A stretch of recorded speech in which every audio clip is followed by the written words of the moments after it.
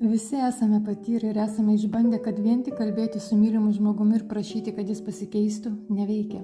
Kitaip visi santykiai klostytųsi gerai. Juk dauguma žmonių būtent taip ir daro, problemas bando spręsti išreikšdami savo nepasitenkinimą, tačiau tai pavyksta tik retkarčiais. Dažniausiai partneris nesikeičia ir priešingai mūsų tikėtam rezultatui auga tik mūsų nepasitenkinimas ir nusiskundimų skaičius. Tai rodo, kad pokalbiai nėra elgesio pokyčio priežastis.